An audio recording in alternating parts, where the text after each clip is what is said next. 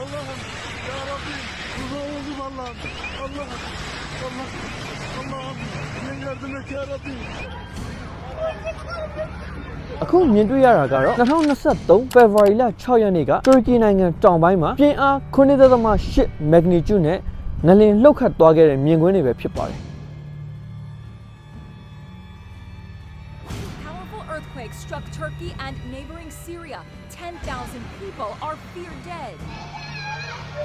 အခုဆိုရင်တော့ Turkey နိုင်ငံမှာအပြင်းထန်ဆုံးငလျင်လှုပ်သွားခဲ့တာတလကျော်ရှိသွားပါပြီမိတ်ဆွေတို့အားလုံးလည်းသိပြီးသားဖြစ်မှာပါ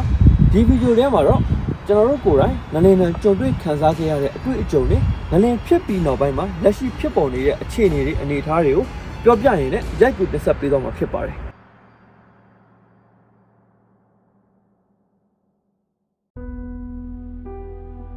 1999ခုနှစ်တုန်းက Turkey နိုင်ငံ Izmir မြို့မှာပြင်းအား 9.6 magnitude ရှိတဲ့ငလျင်တစ်ခုလှုပ်ခတ်ခဲ့တယ်။အဲ့ဒီအချိန်တုန်းကလည်းပျက်စီးဆုံးရှုံးမှုအတော်လေးများခဲ့တယ်။တေဆုံးသူဦးရေကတော့ 1,900 ကျော်လောက်ရှိခဲ့တယ်လို့သတင်းတွေအရသိရပါတယ်။အခုတစ်ခါလှုပ်တဲ့ငလျင်မှာကျတော့ပြင်းအား 7.8 magnitude နဲ့လှုပ်ခဲ့တယ်။ဒါပေမဲ့ဒီတစ်ချိန်မှာတော့ပျက်စီးဆုံးရှုံးမှုကပိုပြီးတော့လည်းများခဲ့တယ်။တမိုင်းတစ်လျှောက်ပျက်စီးဆုံးရှုံးမှုအများဆုံးငလျင်လို့ပြောလို့ရပါတယ်။တေဆုံးသူဦးရေကလည်းအခုထိတိုင်အောင် 4,600 နီးပါး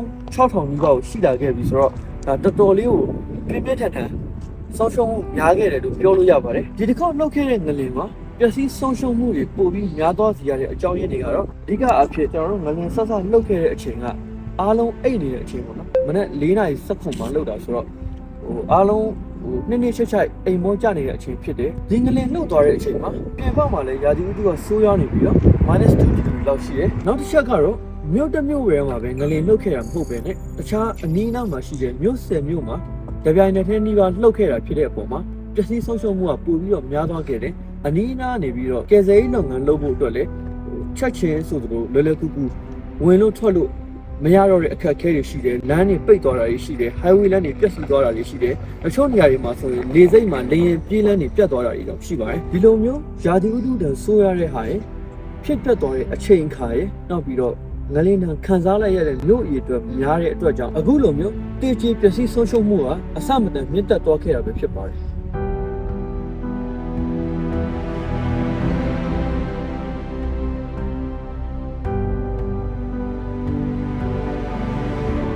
အင်အားပြင်းငလျင်လှုပ်ပြီးသွားတဲ့အခါမှာနောက်ဆက်တွဲ after shocks တွေဇက်တိုက်လှုပ်လာတဲ့အခါမှာတော့တိုက်တွေအလုံးလိုက်ပြိုကျတာတွေဖြစ်လာတယ်တစ်ဆက်တည်းမှာပဲရေတွေမီးတွေဂက်စ်တွေပြတ်တာတွေပါဖြစ်လာတယ်ဆိုတော့ငလျင်တန်ခံစားရတဲ့လူတွေကနောက်ဆက်တွဲဒီအခက်ခဲတွေကိုပါအဆုလိုက်ပြုံလိုက်တပြိုင်နက်တည်းခံစားလိုက်ရပါတော့တယ်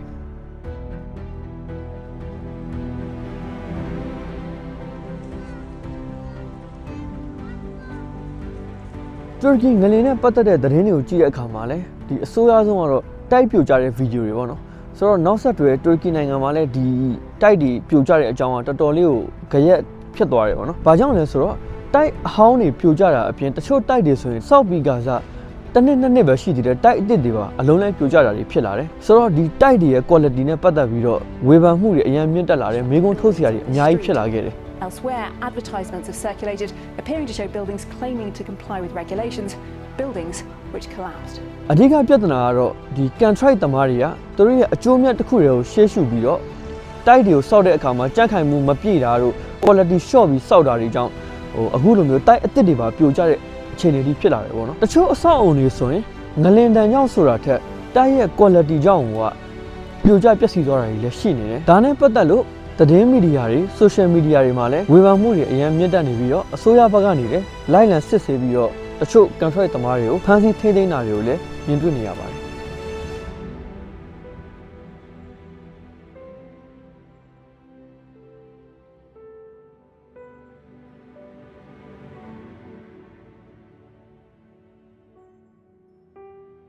ဒီဆိုးရွားလာတဲ့ငလင်တန်ကိုကြုံတွေ့ခံစားပြီးတဲ့အခါမှာတိုက်တွေပြိုကျပြီးတော့ပျက်စီးဆုံးရှုံးသွားတယ်။အိုးအိမ်မဲ့ဖြစ်သွားတယ်။တချို့တိုက်တွေကြောက်လည်းမပြိုကျပေမဲ့လည်းလူနေဖို့အတွက်မသင့်တော်တော့တဲ့အနေအထားမျိုးတွေဖြစ်လာတဲ့အခါမှာဒီလိုလူတွေအတွက်အစိုးရဘက်ကနေပြီးတော့ဘယ်လိုမျိုးတွေစီစဉ်ပေးထားလဲဆိုတော့အထူးသဖြင့် public area တွေမှာဒီလူတွေကိုရွှေ့ပြောင်းပြီးတော့နေထိုင်လို့ရအောင်စီစဉ်ပေးထားတာတွေကိုတွေ့ရတယ်။အဓိက public area တွေဖြစ်တဲ့ဒီလိုပန်းညံတွေ၊ကျောင်းတွေ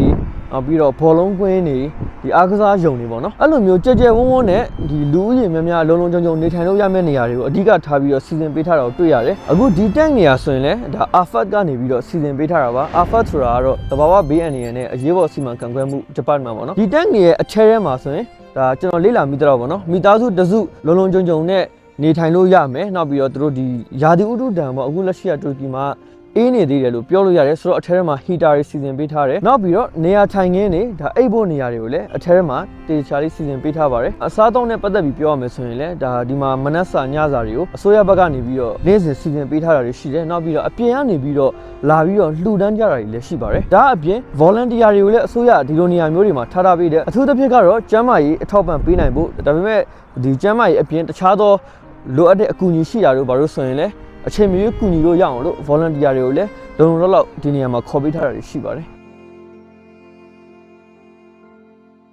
Biz Türkiye'yiz. Nusret markası olarak AFAD'a 25 milyon TL bağışta bulunuyoruz.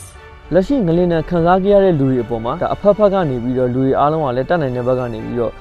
ကူညီပြီးတော့ပတ်ဖို့နေကြတာတွေရှိတယ်ဒါလှူဒန်းမှုတွေနဲ့ပတ်သက်ပြီးပြောရမယ်ဆိုရင်လည်းနိုင်ငံတကာရဲ့လှူဒန်းမှုတွေလည်းအများကြီးလာတယ်ဖြစ်ချင်းမှာတွေကနိုင်ငံတကာရဲ့အကူအညီတွေအများကြီးရထားတာတွေလည်းရှိတယ်နောက်ပြီးတော့တာမန်ပြည်သူတွေထဲမှာဆိုရင်လည်းဒါကျွန်တော်တို့ဖုန်းထဲကနေပြီးတော့ message တွေတစ်စောင်ပို့လိုက်တာနဲ့ဒါ Turkish lira 15ကျပ်20 50အစရှိတဲ့ဖြစ်ပေါ့နော်ဟိုနေရာစုံကဏ္ဍအစုံကနေပြီးတော့လွယ်လွယ်ကူကူလှူဒန်းလို့ရနိုင်တဲ့အ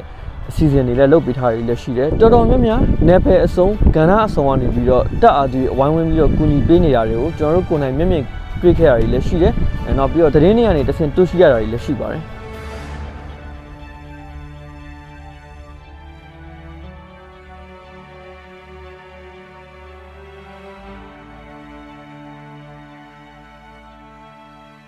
ဒီငလင်ဖြစ်ပြီးသွားတဲ့နောက်မှာအစိုးရကနေပြီးတော့ပြန်လည်ထူထောင်ရေးလုပ်ငန်းစဉ်တွေအနေနဲ့အဓိကအဖြစ်လူနေအိမ်တွေကိုလိုက်လံစစ်ဆေးတာတွေရှိတယ်။ဒါပျက်စီးဆုံးရှုံးမှုတွေကိုအဆင့်တွေတတ်မှတ်ခွဲခြားတယ်။အဲ့ဒီအဆင့်တွေကတော့ဒါပျက်စီးဆုံးရှုံးမှုလုံးဝမရှိခဲ့တဲ့တိုက်ရှိမယ်နည်းနည်းပါးပါးရှိတာရှိမယ်ပြင်းပြင်းထန်ထန်ထိခိုက်တာရှိတယ်နောက်ပြီးတော့ဒါ emergency မဖြစ်မနေ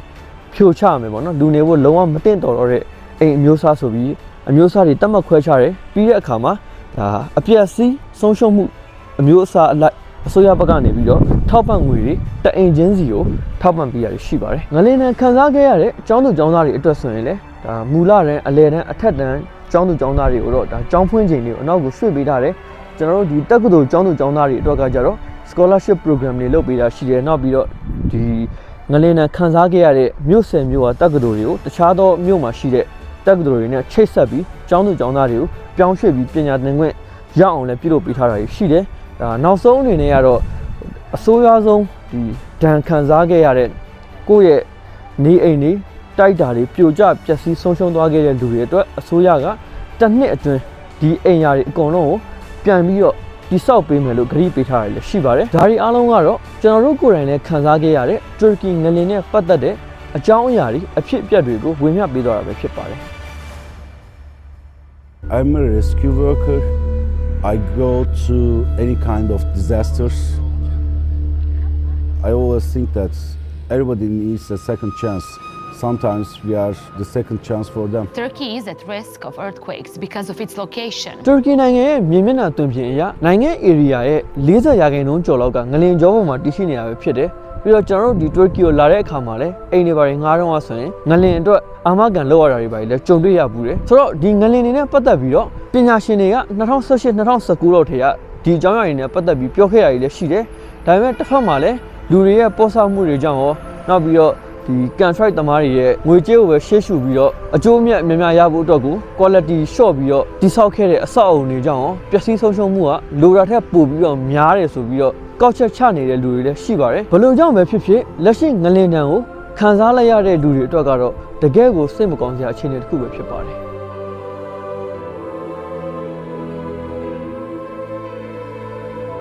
ကျွန်တော်တို့လည်းဒီငလင်ဘေးကြောင့်တခြားမြို့တစ်ခုမှာတင်းရှောင်ပြီးနေရတာဖြစ်တဲ့အပေါ်မှာငလင်နဲ့ပတ်သက်တဲ့အကြောင်းအရာတွေကိုကျွန်တော်တို့ BurmeseTR page မှာအချိန်မီတင်ဆက်ပေးလို့မရခဲ့ဘူးဒီငလင်မတိုင်ခင်တော့ရိုက်ကူးထားတဲ့ဗီဒီယိုတွေ daily vlog တွေလည်းရှိပါသေးတယ်ဒီဗီဒီယိုတင်ဆက်ပေးပြီးသွားတဲ့အခါကျရင်ပုံမှန်အတိုင်းတူရကီနိုင်ငံနဲ့ပတ်သက်တဲ့စိတ်ဝင်စားစရာအကြောင်းအရာတွေကိုဆက်လက်ရိုက်ကူးတင်ဆက်ပေးသွားမှာဖြစ်ပါတယ်လက်ရှိငလင်တံကိုကြုံတွေ့ခံစားခဲ့ရတဲ့လူတွေအတွက်လည်းအခက်အခဲတွေရနေပြီးတော့အများဆုံးလွန်မြောက်နိုင်ပြီး အကောင်းဆုံးအခြေအနေတစ်ခုကိုပြန်လည်ပြီးရောက်ရှိနိုင်ဖို့အတွက်ကိုဆွတ်တောင်းပေးရင်လည်းဒီဗီဒီယိုအဆုံးသတ်လိုက်ပါတယ်